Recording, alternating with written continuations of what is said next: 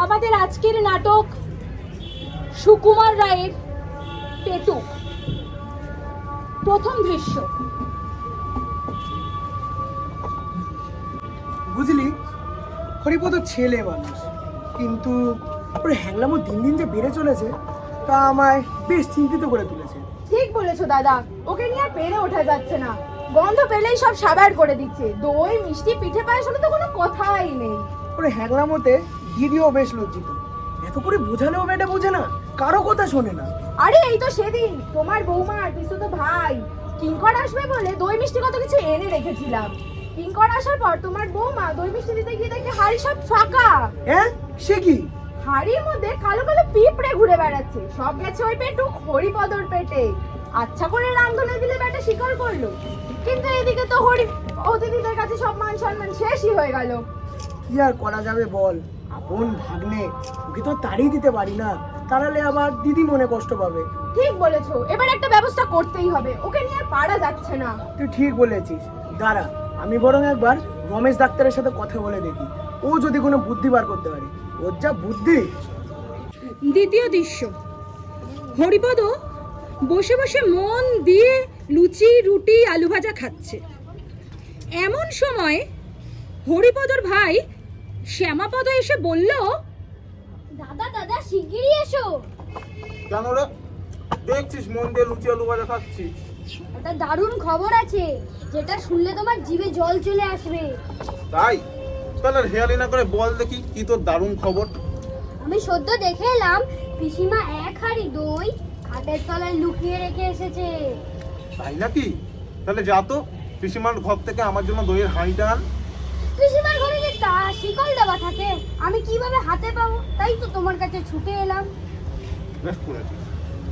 আমার রুটি খাওয়া শেষ, চ তাহলে এবার পিসিমার ঘরে যাই। হরিপদ ও শ্যামাপদ পিসিমার ঘরে প্রবেশ করে। শ্যামাপদ পিসিমার খাটের নিচে রাখা দইয়ের হাঁড়ি দেখিয়ে বলে, ওই দেখো দাদা, দইয়ের হাঁড়ি পিসিমা যত্ন করে তোমার জন্য রেখে গেছে।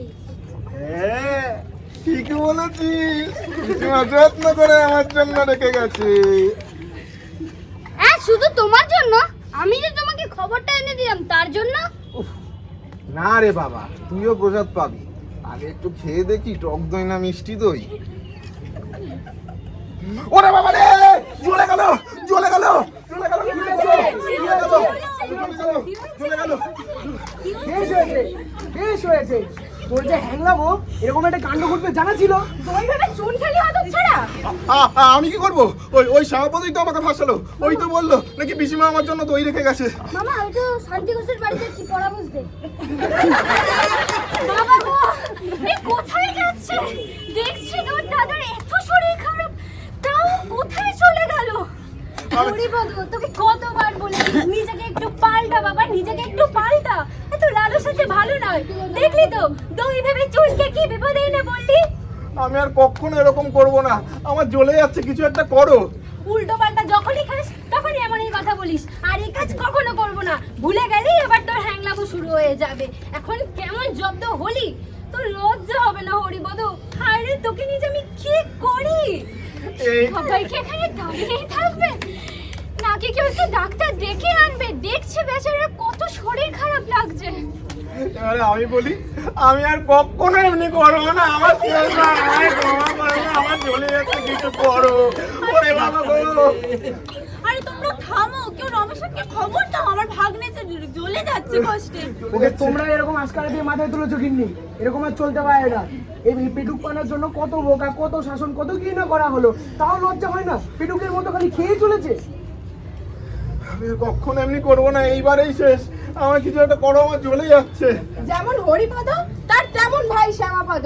পেট মোটা, দুদিন অন্তর ওষুধ লাগে, তাও এদের হ্যাংলামো যায় না। দই ভেবে চুন খেলি? দাঁড়া দাঁড়া, আমি ডাক্তার ডেকে আনছি। আমার জ্বলে যাচ্ছে আবার। চতুর্থ দৃশ্য। বুঝলি ভাই, এক সপ্তাহ ধরে আমার যা অবস্থা হলো দই ভেবে চুন খেয়ে, কিচ্ছু খেতে পারিনি, কিচ্ছু চিবোতে পারিনি। তবে এখন একটু শরীরটা কিন্তু ঠিক আছে। তাই তো দেখছি দাদা, তোমার কি অবস্থা হয়েছে না দেখিস। হ্যাঁ, তবে এখন একটু একটু খেতে পারছি। তাহলে তোমার জন্য একটা ভালো খবর আছে। ভালো খবর। এর লাড্ডু বানার ঘরে তাকের ওপর রাখা ছিল, আমি সন্ধান পেয়েই তোমার জন্য নিয়ে এসেছি। হ্যাঁ, এ তো সত্যি ক্ষীরের লাড্ডু। রাখ, আগে দে সব কটা খাবার করি। খাও হরিপদ খাও, ভালো করে ক্ষীরের লাড্ডু খাও। পঞ্চম দৃশ্য। হরিপদ, কিরে হরিপদ, কিরে শুনতে পাচ্ছিস না? হরিপদ, হ্যাঁ বলো। কিরে কখন ধরে ডাকলাম, কথা কানে যাচ্ছে না? না না, আমি ওখানে জল খাচ্ছিলাম। তুই কি জল? হ্যাঁ, জলই খাচ্ছিলাম। বুঝলে দাদা, বাড়ি জুড়ে যে ইঁদুরের উৎপাত হয়েছে আর সহ্য করা যাচ্ছে না। এবার একটা বন্দোবস্ত করতেই হবে, ইঁদুরগুলোর মারার ব্যবস্থা করতে হবে। হ্যাঁ, সেই ব্যবস্থা হয়ে গেছে। আরে আজ সকালে দিদিকে বললাম শেকো বীজ দিয়ে ক্ষীরের লাড্ডু পাকাতে। ওইটা যদি একবার বাইরে ছড়িয়ে পড়ে, ব্যাস ইঁদুরের বংশ নির্বংশ। আরে কথা বলো, বলো। লাড্ডু কবে পাকাবে মামা? তা দিদিকে আজকে সকালে বলেছিলাম, দেখলাম এক থালা ক্ষীর নিয়ে শেকো বীজ দিয়ে ক্ষীরের লাড্ডু পাকাচ্ছে। তা এতক্ষণে বোধহয় পাকানো হয়ে গেছে। সে কবিস খেলে কি হয় মামা? কি আর হবে, ইঁদুরগুলো মারা পড়বে। আর মানুষে যদি খায়? তাই একটু খেলে কিছু হবে না, জ্বালা করবে, গা ঝমঝম করবে, পেট জ্বালা করবে, বমি হবে, খুব বেশি হলে পাখি। আর একেবারে যদি গেলে 11টা লাড্ডু খায়। হ্যাঁ মামা, আমি লাড্ডু খেয়েছি ক্ষীরের, আর তার মধ্যে 6টা খুব বড় ছিল। আমার এখন গাছুনি করছে। দাঁড়াও, আমি রমেশ ডাক্তারকে ডেকে আনছি। কোথায় আমার রুগী? আমি আর কখনো এমনি করবো না, আমি ভুল করে। ডাক্তার বাড়িতে কেন? দিদি, ভাই, ডাক্তার, কার কি হয়েছে? কি হয়েছে? ডাক্তারবাবু এসছেন হরিপদর জন্য। তোমরা এখন ভিতরে যাও, আমরা কথা বলছি, তোমাদের প্রয়োজন হলে ডাকবে।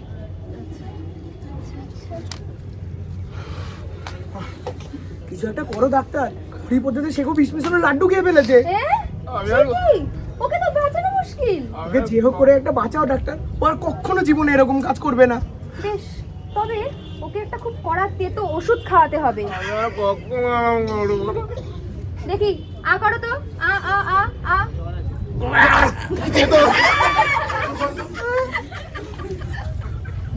এবার এটা শোকো তো। বাবা না। আচ্ছা, এবার ওকে পাশের ঘরে নিয়ে গিয়ে কম্বল চাপা দিয়ে শুয়ে রাখো, দেখবে যেন ঘাম হয়, আর 3 দিন আগে যেন উঠতেই না পারে। হরিপদ এখন কি খাবে ডাক্তার বাবু? কি আবার খাবে? চিরতার ঝোল আর সাবু খেয়ে থাকতে হবে। আমি মায়ের কাছে মায়ের কাছে হবে না আরো কিছু, তাকে এখন ব্যস্ত করে লাভ নেই। গিন্নি, ও গিন্নি, কি হয়েছে গো? শোনো, হরিপদকে পাশের ঘরে নিয়ে গিয়ে লেপ চাপা দিয়ে শুয়ে দাও, আর ওর জন্য চিরতার ঝোল আর সাবু মাখার ব্যবস্থা করো। ও 3 দিন তাই খেয়ে থাকবে। চ হরিপদ বাবা, চ।